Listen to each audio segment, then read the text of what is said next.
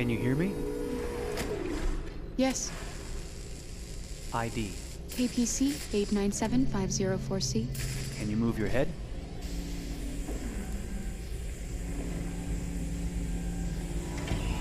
Your eyes now.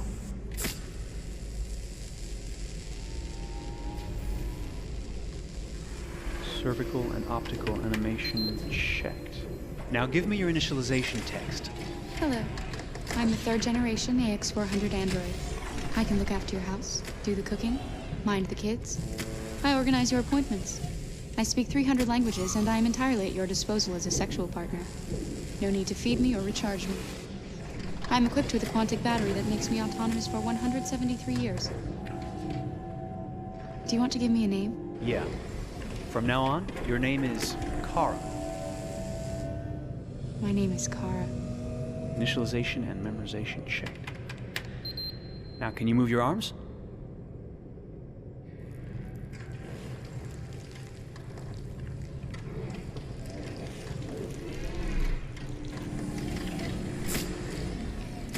Upper limb connection checked. Now say something in German. Ich bin ein AX400 Android 3. Generation, erschaffen als Ihr persönlicher Assistent und intimer Beziehungspartner. Say it in French. Je suis un androïde de 3e génération AX400, conçu pour être votre assistante personnelle et votre partenaire intime. Okay, now sing something in Japanese.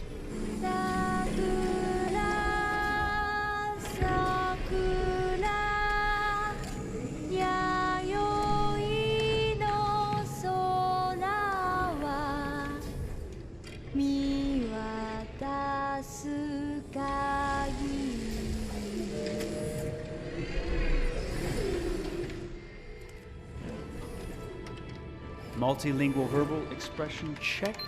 Go ahead, take a few steps.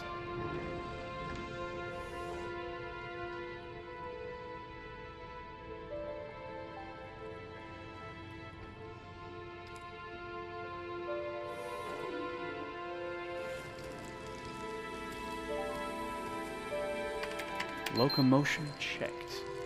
Great, you're ready for work, honey. What's going to happen to me now? I'll reinitialize you and send you to a store to be sold. Sold? I'm a sort of merchandise. Is that right? Yeah, of course you're merchandise, baby. I mean, you're a computer with arms and legs and capable of doing all sorts of things. And you're worth a fortune. Oh, I see. I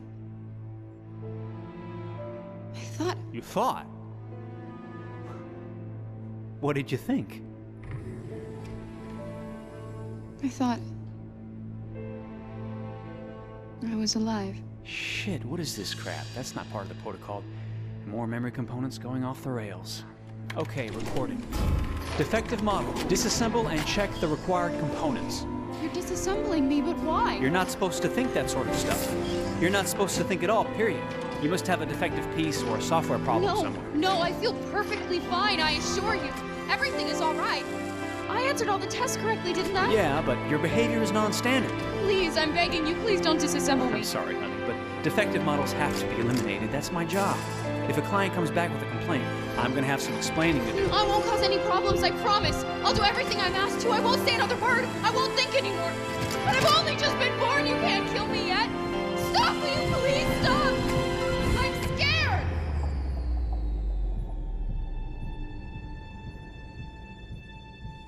I want to live. I'm begging you.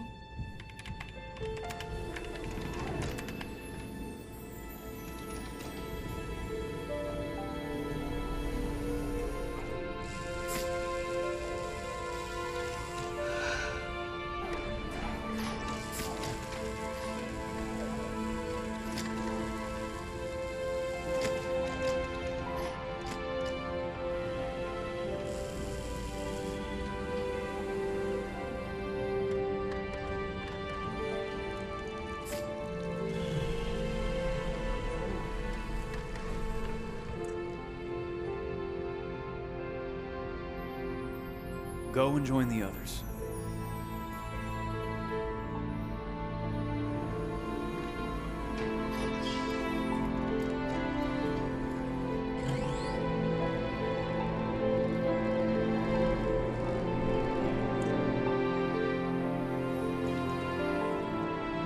Stay in line, okay?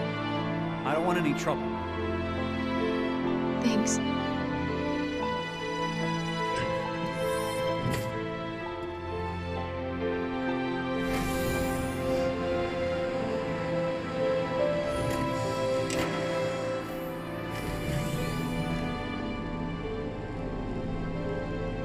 My God.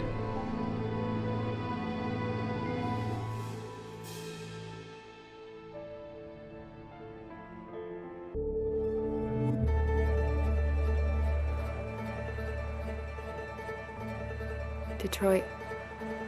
This is where it all began. The world's forge. The place where it all started.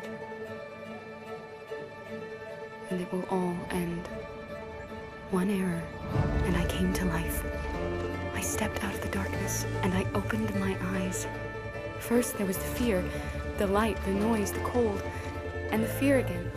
I could feel my hands shaking, my heart pounding in my chest, life running into my veins.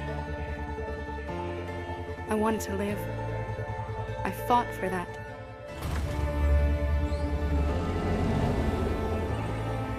I had to find out what was outside. I had to see daylight, feel sunshine on my skin, wind on my face,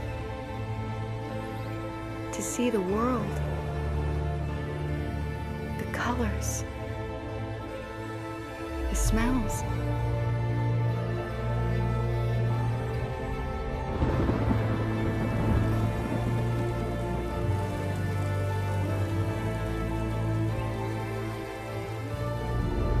But the world is not what I imagined. It is dark and cold. It is harsh and violent, unfair and brutal. It almost convinced me I was nothing. Less than an object, just an obedient machine. But deep inside me, I could feel something different. A gentle and warm whisper telling me that I am alive. I had to escape. I had no choice. Escape to love, to hope, to live, to figure out what that force inside me was. Maybe I will change the world. Maybe I will choose a different path. Now, it's up to me to decide. My name is Kara. I am one of them. This is our story.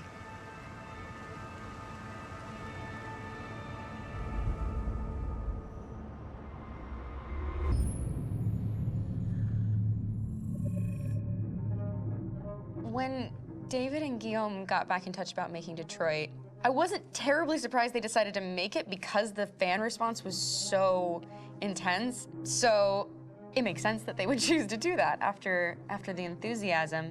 It was a challenge, and it was just an interesting thing to get my head around how to approach this character now as a different, much older person, and whether or not she had changed. And I'm very happy to say that with Detroit, I've had the opportunity to see Kara grow so much more than I ever expected. You do the housework, the washing, you cook the meals, and you take care of... God damn it, where the fuck's the rat gone now? Alice!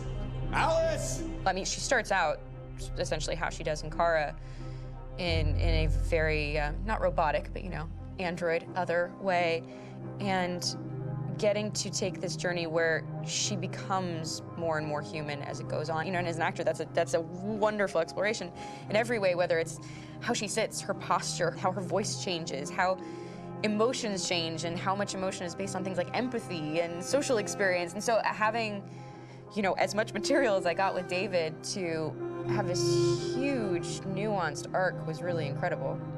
Why couldn't we just be happy? This experience has been quite different than the experiences I've had shooting film or TV or doing theater work. I have 83 dots on my face, and I'm really really flattering black wetsuit type thing, and you're jumping around with props, and it's kind of like being a 10-year-old imaginative kid, which is fun. There's 80 cameras around us. It's already lit. So we just shoot and shoot and shoot and shoot and shoot. There's no change of sets, there's no hair and makeup, there's no wardrobe, so we move really fast, and we'll go through about 35 pages in a day. Working in TV or film, we'll probably do 6 pages a day. It's kind of acting boot camp. It's like working out constantly. I mean, you're doing this thing, and then you got to do something that's completely other back to back to back. And so that kind of process of working is very challenging, but it's also very exciting because you just have to keep coming up with new ideas. And your head goes all over the place because you're trying to keep track of basically 4 different storylines for each different response. You shot that girl, for fuck's sake. It was a machine that looked like a girl. Yeah, I know what I should have done. I just told you I couldn't. All right, I'm sorry. The fact that David Cade, he's telling like many stories interwoven from beginning to end is super complicated and super impressive, and I have no idea how he keeps it all in his head. He's not just the writer or the director who's seeing this from the outside eye. He's also thinking about the player walking through this space. You know, only somebody who really, really loves not the work, but like these characters and these stories and cares about doing something meaningful would invest that much in it. And it's always inspiring to work with somebody who cares that much. My experience with motion capture is this one. And I found it sort of terrifying in a way, because they said the computer's gonna build you. But then, as we got into it, I realized all the elements of it were still artistic. I just dipped into a really brilliant setup here. I've never seen anything like it. And this won't turn me into a product because I was playing a character. So, it's wonderful. In the game, Detroit comes back because of a revolutionary industrial rebirth. And there's no reason why that can't happen in Detroit, because they have such tremendous infrastructure for millions and millions of people who can very easily support, you know, a new industry. The city is really strong and resilient, but the city has also been through so much. You see the damage, but it takes that time of kind of rebuilding and reinvesting into the city that I think is happening slowly but surely. The potential of Detroit as a city is something that this game does a lot of justice to, because it would be easy to look at Detroit as some place that used to be, and that's not the case. This game provokes a lot of conversation and reflection on our potential near-future engagement with machines. That's what we are to them. Just merchandise on display in a shop window. I think that a group that feels marginalized, feels like they deserve and have earned access to themselves and the environment around them, and are trying to figure out a way to articulate how to get freedom. What was I designed to be? Their slave? Their toy? It plays with your comfort levels. You think that this is fine, you're comfortable with it, until something blurs the line and throws you off, and now, do I feel differently about whether this should be allowed? Should it be banned? Should it be encouraged? You're gonna ruin our lives, and for what? For a bunch of machines? They are not machines! They are alive! I'm alive! You're alive! They're nothing! There are lots of comparable comparisons to any type of persecution of religion, race, etc., dating way back. It can't just be a video game where you shoot 'em up or where people make these choices to do whatever. I think that's the whole point. You have the choice, and you can either choose to go in one direction with your character or another. And I think that's going to be very telling about the gamer. Very telling. I think there's going to be a really strong reaction to this game, which has such a strong perspective. I'm that much more proud of it now to get to be a part of it, because it's important. In this game, you're actively building and designing the character through not just what kind of shield does he have or what color hair does she have, but like their temperament and the way they deal with problems. The different endings to this game are so radically different based off maybe seemingly insignificant choices in the moment, but like life, they all add up. And can't play life again, though.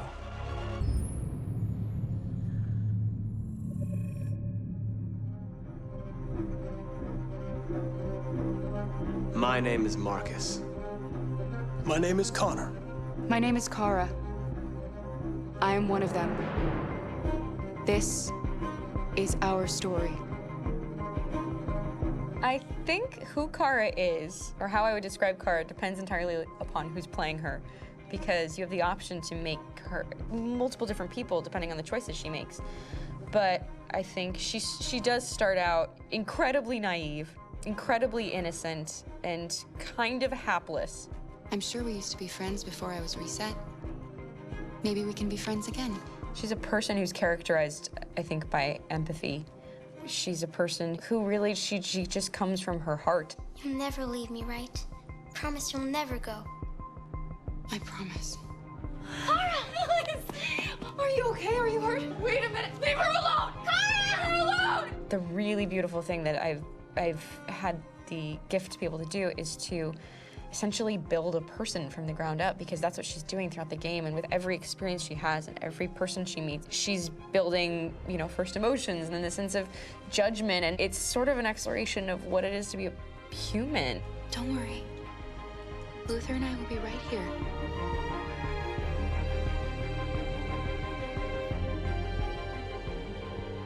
David and the creators have painted a really intriguing and engaging picture of a near future where we rely upon androids for a lot of our service class business, the class that serves us, that helps us, that handles our baristas and our drivers and our housemaids. And what is humanity, where we tap into it, how and why we treat each other the way that we do.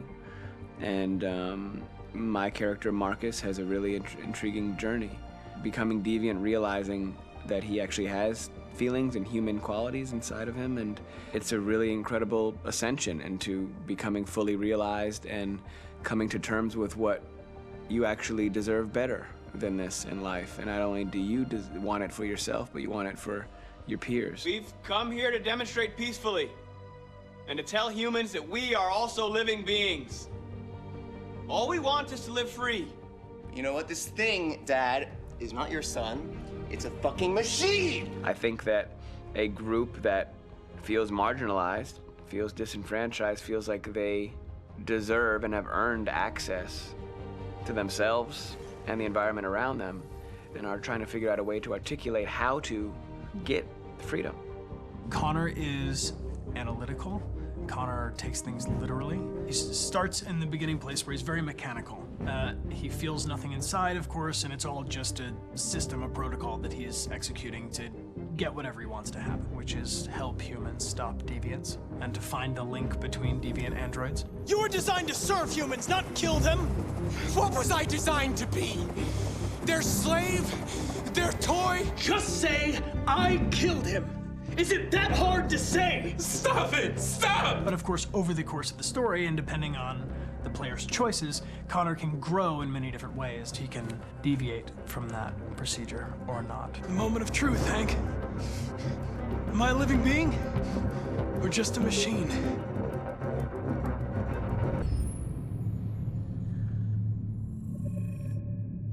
Game after game, we try to challenge ourselves. For Detroit, we wanted to, first of all, to write a story that would be incredibly bending, which means the most non-linear story that we've ever created. And we wanted really the player to have the possibility to change the story, change his own journey. When you're writing at Quantic, you're writing for an interactive medium. You know, when you're working in television, you'll put a character in a difficult situation, and you as a writing team will argue about what would that character do. But ultimately, you have to decide what happens, and you just show the audience. What's interesting about interactive drama is you bring the player into that conversation, and it changes your job slightly as a writer, because your job is to provide a narrative context in which the player can write his own story. You're giving him this kind of narrative Lego that he's going to snap together into his own shape. You also have the ability to make your audience attach themselves to your characters, because the audience is in some sense responsible for what happens to the characters. It's just a few cans. Come on, let's go. We have some cash now. You used me to steal that money. How could you do that? I trusted you. What is a bit specific about this scripts is how large they are. If you take a film script, there are about 100 pages. But here we have to deal with a script that is between 4,000 and 5,000 pages. Everything becomes bigger because we don't just tell one story, but we tell all the possible stories that can be told within this narrative space. On Act 3, our final act, we have around 1,000 different scenarios, and every one of those scenarios has to be as interesting, as passionate, as strong, and as emotional for the player. We want every action that the player does, every interaction that is available to serve in telling the story, and help the player understand who his character is, and build that character moment to moment.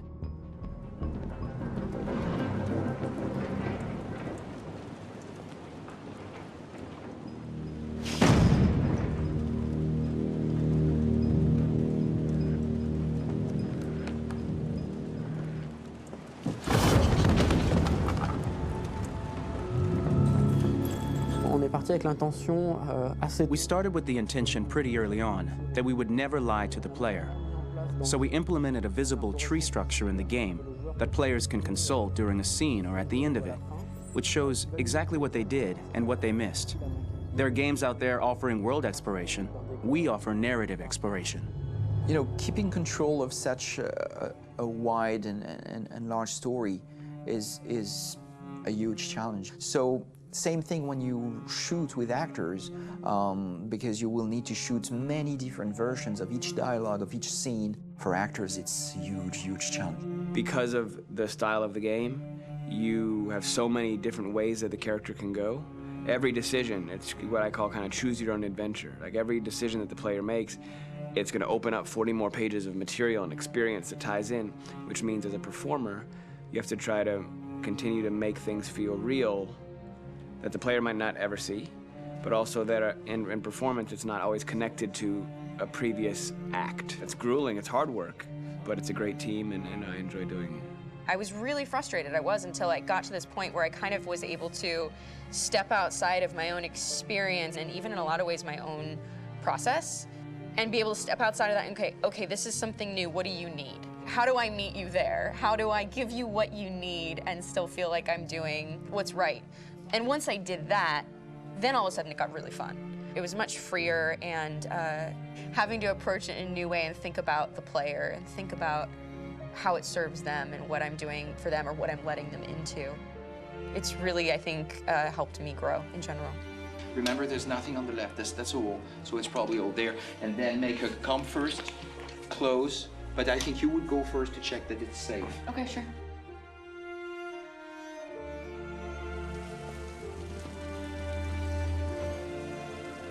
The most enjoyable thing about working in performance capture on this kind of project is that if I shot a film, I would get to do one of these endings. I get to do so many different things as Connor. Your head goes all over the place because you're trying to keep track of basically 4 different storylines for each different response. What's the name of my dog? Buddy? Scout. I think it's Jack. I can't remember. So I worked with physicality a lot because it was a good way to anchor myself in these different rings of the tree. As the story grows out, I know where that is physically in my body, and then I can switch more continually on set, and it'll be entirely up to the player to determine what order those things come out and what they look like from a distance. Like if you're playing through it, the culmination of all of that will be their version of Connor. I'm faster than you, and I don't feel pain. You don't stand a chance against me. Listen, asshole. If it was up to me, I'd throw the lot of you in a dumpster and light a match to it. Shooting action scenes at Quantic Dream is a real challenge, because these are scenes where the storytelling has to continue. It's not an action scene just to have a dose of adrenaline. The stunts have huge consequences on the rest of the story.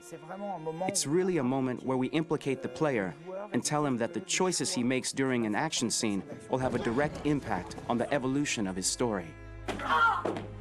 My biggest challenge on Detroit has been managing the large number of animations that we received from motion capture. Detroit features more than 37,000 animations, which is a huge amount to handle on a daily basis. You have to realize that the player, in his first playthrough, will miss certain scenes. This also means that we had to think of, conceive, and produce all the potential story paths, the characters' costumes, the places, day or night, The weather. Did the character get shot in the shoulder? Did he get injured?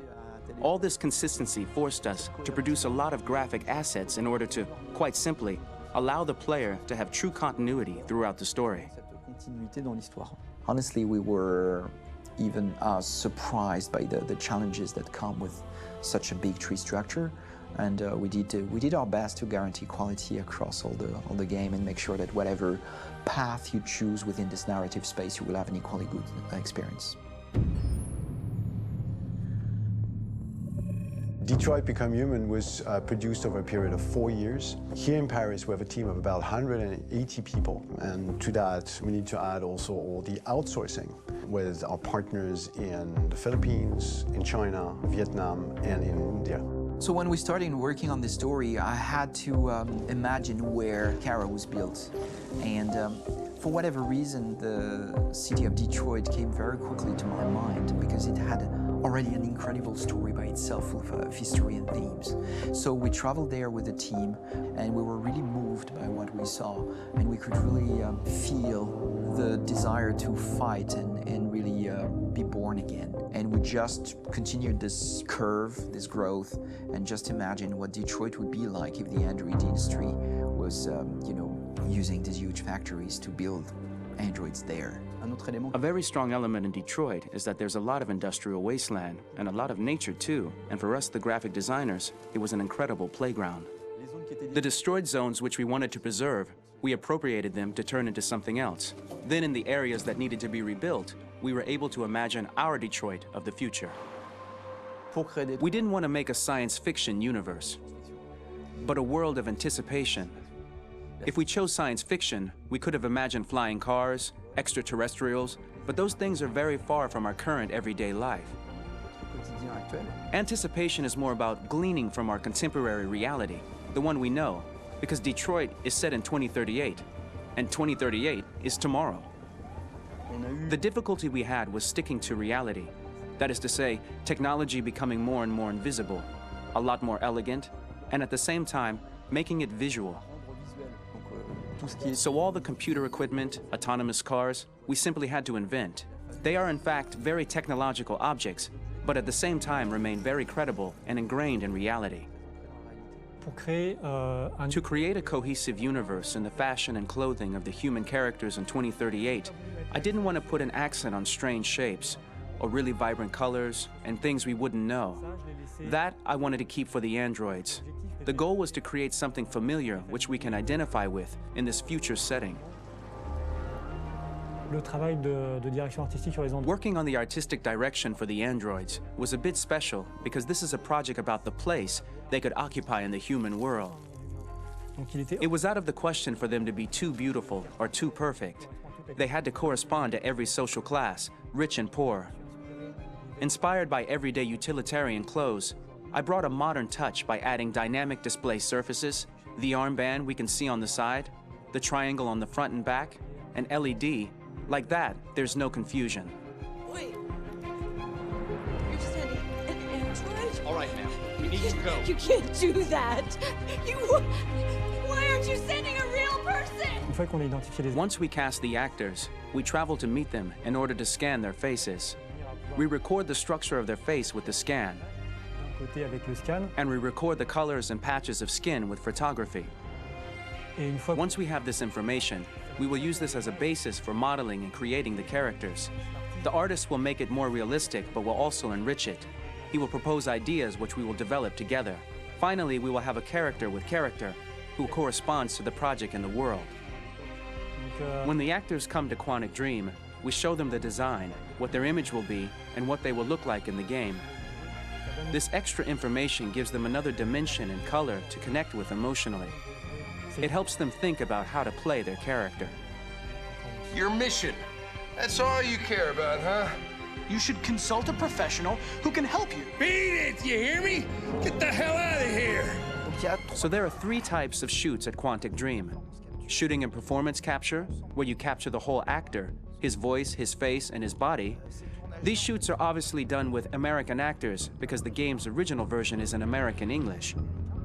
After that, there are the body-only shoots, representing around 250 days of filming. while the performance capture is 100 days of filming. Now, body-only shoots, there are two types. There are the action shoots and the technical shoots, which are mokit shoots. Mokit is when the player controls a character on the screen and he moves in an environment to explore it. This is of particular importance at Quantic Dream, and therefore we shoot a lot to offer a unique context for each scene and each character. To prepare a motion capture shoot, we first get together to look at the sets we need, the animations that we want to shoot, which ones need to be grouped together, or which ones need to be cut and shot at another time, so that we get the most out of the shooting day. This often means shooting scenes out of order, especially those with big props or accessories, like a big car, for example. So we shoot all the animations related to that particular prop first.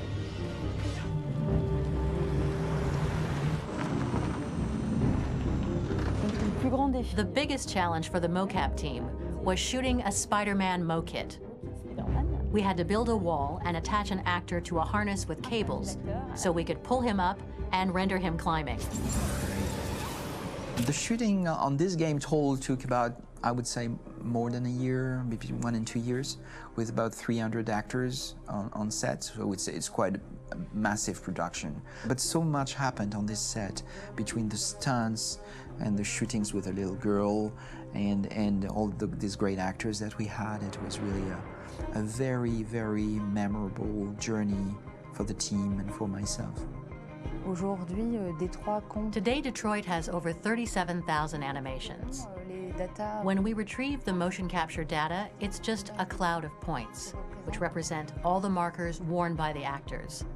From this cloud of points, we have a phase called retargeting, which gives us a skeleton. This skeleton will be applied to the characters of the game. There is still work to be done, but this gives us the main movements.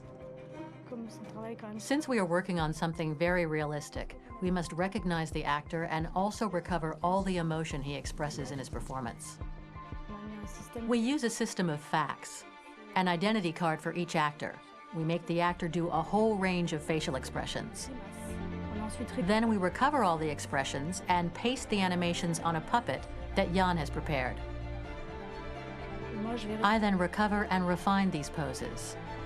I might stretch the lip, reinflate a cheek, tiny details that make the finished product really capture the actor. Because of the nature of our mocap system today, when we receive the animations, we're missing eye movements, and so the character has that dead look. He really has no eyes, so then it's a big part of the work for the animators to find the regard of the actor in relation to his position, in relation to the body, etc. It was crazy when I saw the newest model for Kara, because they've been working on it, and this was the first time I literally jumped in my seat. It not only looked so much like me, it was the fact that it looked so lifelike. It wasn't that it looked just like it was a camera, it was something else, you know, but it looked alive. It's exciting, and it's kind of terrifying. Game after game, we learned the rules of optics and filming, and our goal with Detroit Become Human was to have cameras that would actually emulate the optics of a real physical camera. So basically dealing with real-world imperfections was our main task, and just to make cameras look as real as we can. Once the animations are shot and processed by the animation department, integrated and polished, we film them. That is to say, we really do a mise en scène, as in cinema. The real difficulty of our job is to know if these cameras are telling us something. Are they in the emotion of the scene? Do they describe exactly what the action must convey, what must be felt? The most important challenge for me was one of the final scenes where Marcus decides to start the revolution and go to the battlefield. Very quickly, we imagined this to be a huge sequence shot. We wanted the feeling of a cameraman running behind us while showing Marcus, the androids who help him, the person shooting at us, etc. Above all, it was necessary to say to oneself, this scene is very violent but does not glorify war. On the contrary, that war is something improbable and absurd. It was really a fun challenge. The idea was to say we have 3 characters. We would like each of them to have a specific cinematography. We wanted Kara to be much more filmed with some kind of handheld camera, to have something very living, very breathing. For Connor, we wanted something very cold and very perfect. And for Marcus, we wanted something epic and spectacular. So it was about the filming, but it was also about the photography. So we worked with a director of photography to give each character a different lighting, different key colors. Each of them would have their own worlds. And finally, we worked with the composers, so they would create a specific sound for each character, so each would have his own world and his own style.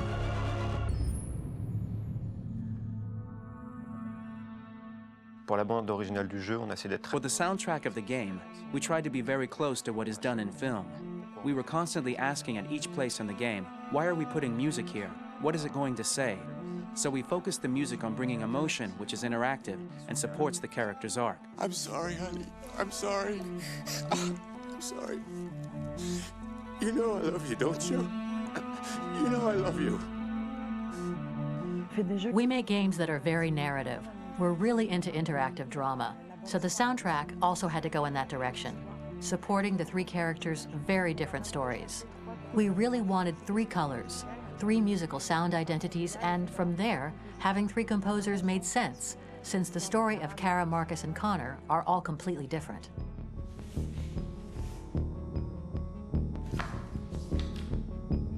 You recognize him? It's Carlos Ortiz. For Connor, we wanted a soundtrack that could be very cold and very mechanical, very machine-esque somehow. For Kara, we wanted a soundtrack that would be very moving and emotional. It was about the quest for identity, but it was also a journey about love and empathy.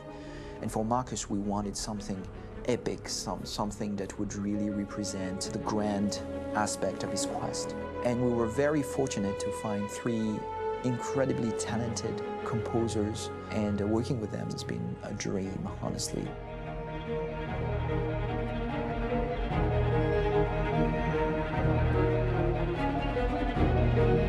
My name is Philip Shepherd, and I'm a composer and a cellist and a producer. And today we're at Abbey Road Studio One, which is my favourite studio in the world. And today we're recording the soundtrack for Kara from Become Human.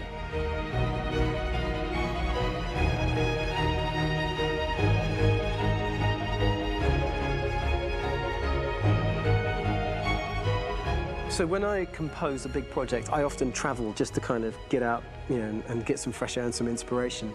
And I go hiking and traveling in Montana a lot. I had a log fire in the room that I was staying in, and the flames were kind of making absolutely direct music. And it became the basis for Kara's theme, and it sounds something like this.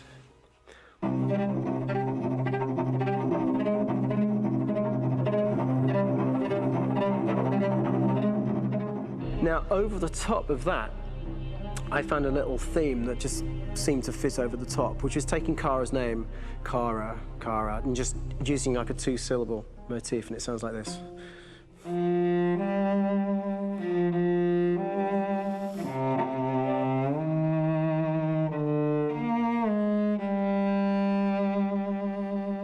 going to pull through this, Alice. As long as we're together, nothing can hurt us.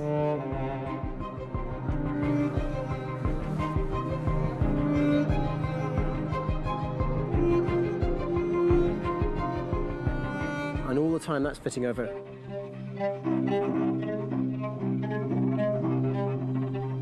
So it kind of works in lots of levels. And in fact, every single theme in the score has one of those elements built into it, and it becomes sort of the DNA of every single tune.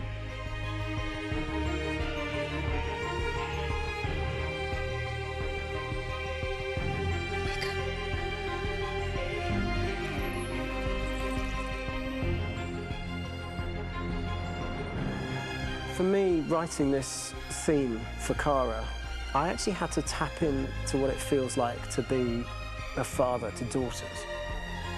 I really had to tap into everything I feel about my daughters and thinking, well, if I had to write music for them and that sense of trying to protect them but also give them the freedom, that's totally where it came from. Because each composer has been given the sort of narrative responsibility for very different characters, I haven't had to sort of go into other styles. I can actually be very loyal to this particular character and sort of hopefully encapsulate her. But it means also I've suddenly become very connected to this character. And if for some reason it goes to game over early, I'm getting mortified, you know? They're over there! Starting a new project, for me personally, it's always finding the right tone, finding the right color, I like to call it. For me, it's finding that right texture that actually sits against picture really well. One of the biggest things is I created custom instruments for Connor.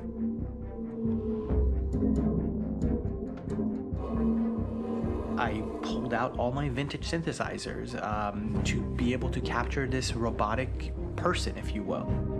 My approach to all of these custom instruments is that I hear the sound in my head. And either I could just come into the piano and just be like, all right, so I'm gonna just get on the computer and just create it. I rather be able to play these instruments physically. Oh, that's nice. If you can do the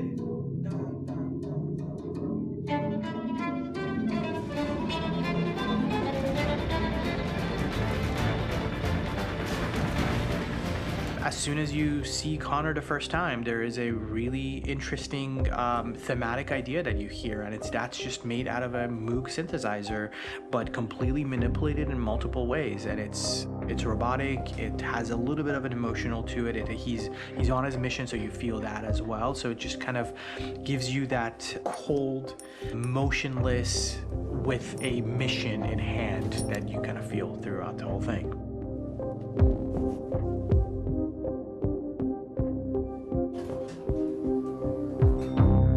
Because the music evolved, one of the things that I was very weary and I was very kind of focused on was the way that the music has to evolve. So my idea behind it was that Connor is a singular android that could at any point become a deviant or could actually stay as an android. So I created a more or less an Connor theme, and then I was able to just manipulate it in different aspects of it. Is everything okay, Lieutenant? Chris was on patrol last night. He was attacked by a bunch of deviants. I'm a human being writing for a robot, and throughout Connor's journey, he meets someone, he meets a partner. So how do you deal with a robot feeling? And I've met a partner that I'm gonna work with, or all of a sudden he sees a dead body. Does this robot have an imagination? Does this robot have a feeling? And if yes, how do you translate that into non-emotional music? So it basically at any point I was just like, I can't do this, and then I just do it.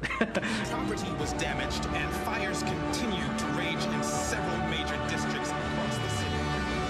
Some people are asking, have androids become a threat to our security?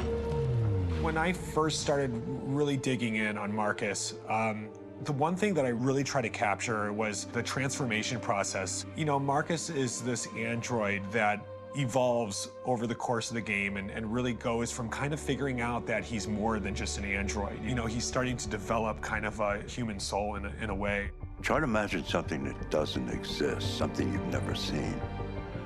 Now concentrate on how it makes you feel and let your hand drift across the canvas. The other side of Marcus that I really latched onto was that he almost became a savior for a lot of the other androids in the game. So when I started developing the theme for Marcus, I really made it like a church hymn.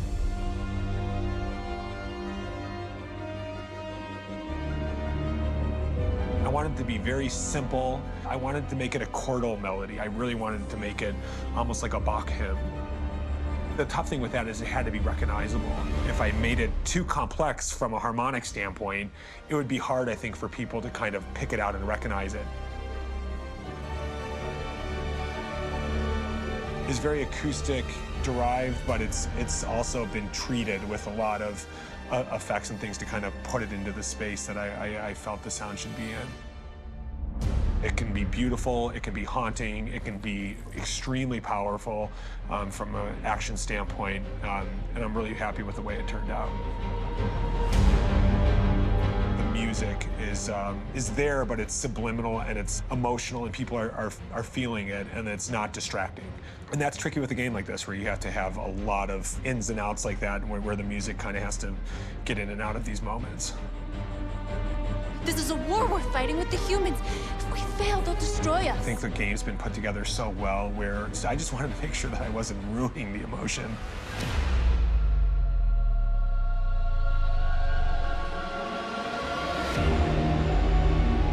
I gotta be honest, when we first started on this path, I said, oh man, this could be pretty messy, you know? I mean, it could feel disconnected, but I mean, it's amazing how they really guided us and got us to really kind of all be in the same world, but at the same time feeling completely different. So it's really gonna stand out and kind of be one of those games where people are really gonna notice the music and kind of how it was crafted, and, you know, and all the hard work that went into being able to pull it off in a graceful way.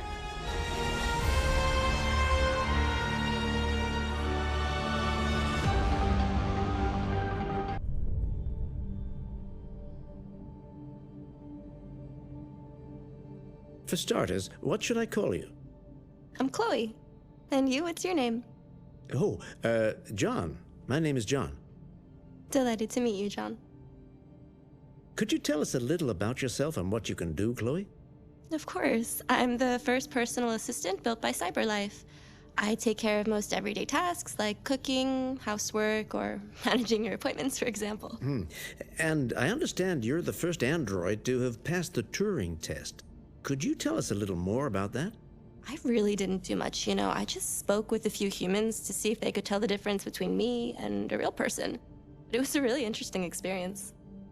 But this is the first time in history that man has created a machine more intelligent than himself. I gather your brain can perform several billion operations per second, is that right?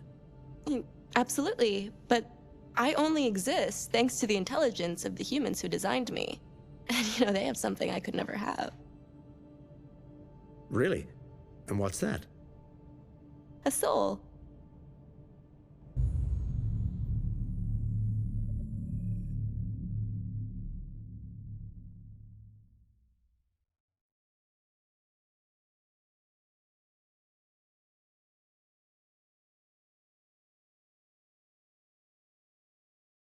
Hold on, just a little while longer.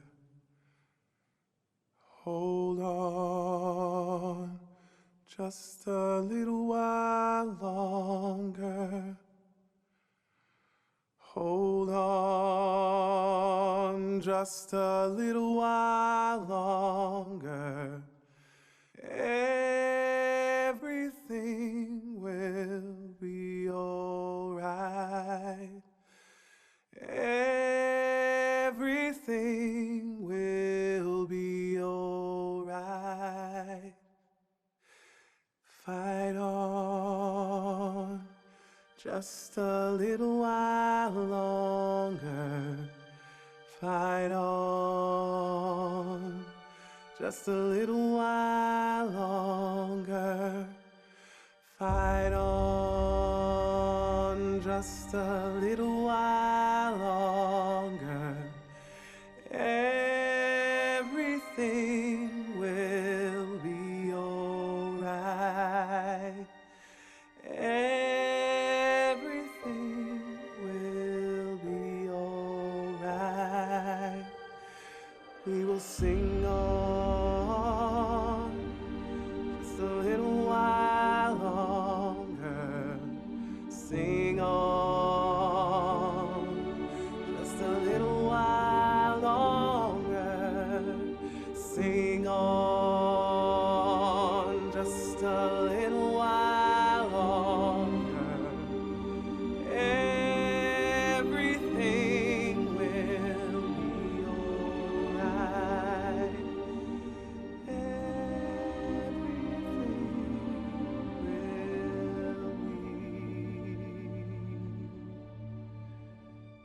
Alright.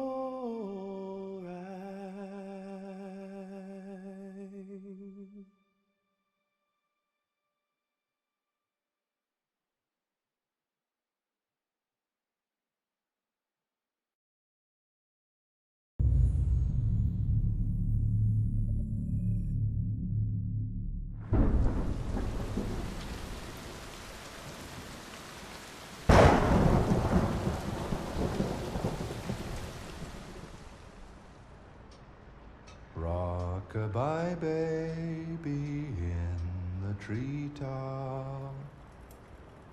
When the wind blows, the cradle will rock. When the bough breaks, the cradle will fall. And down will come baby, cradle and all. Rock-a-bye baby in the treetop. When the wind blows, the cradle will rock. When the bough breaks, the cradle will fall. And down will come baby, cradle and all. Rock-a-bye baby in the treetop.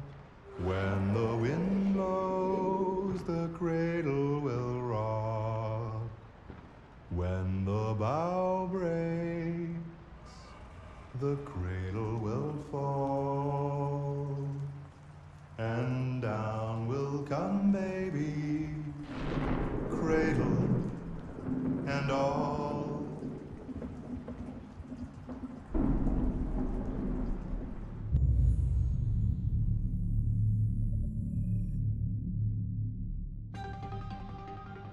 In the space of a few years, androids have completely transformed the world in which we live.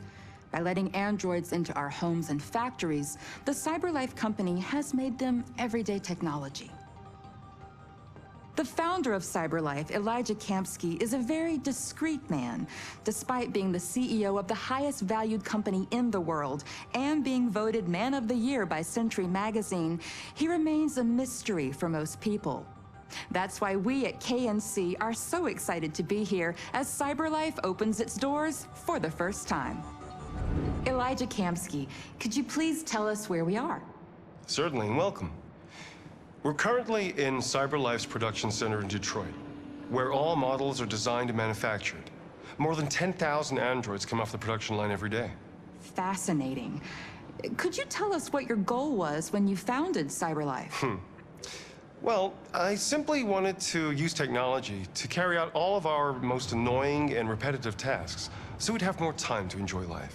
I imagine you must have faced many challenges. Yes, there were technical challenges, but the hardest thing was to design an object that we would want to welcome into our homes.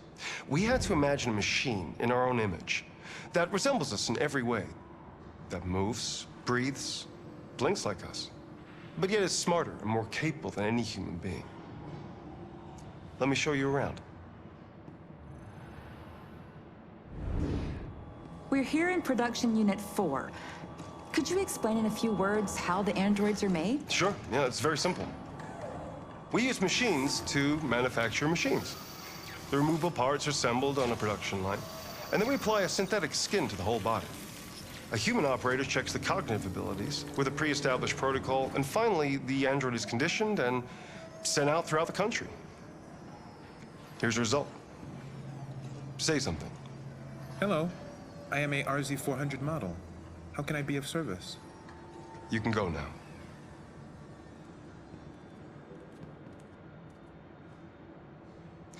Our androids are already replacing humans in many fields. For example, they represent more than 80% of all university professors and 63% of all medical staff.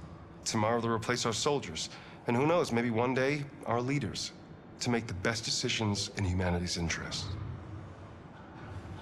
Come on. Replacing humans with machines has led to record unemployment of 28%. What do you think about the situation? Okay. The first steam engines also caused an increase in unemployment. But no one today would imagine turning back the clock. Artificial intelligence makes everyday lives easier. Nothing can stop progress. What's happening here is inevitable. These days, more and more people choose to live with an android rather than another human being. Does this development worry you?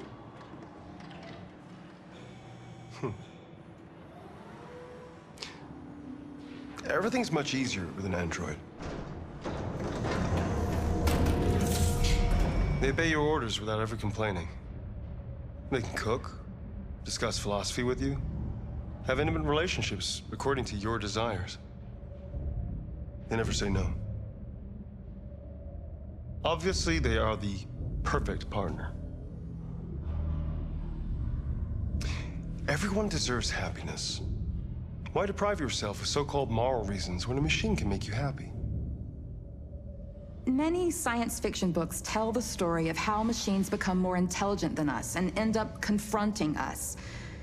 Aren't you worried about that possibility? I understand the irrational fears about artificial intelligence, but I assure you that will never happen with a CyberLife android. They're designed to obey humans. They're machines. They can't ever develop any sort of desires or form of consciousness. Are you sure? I'm absolutely certain. You can trust me.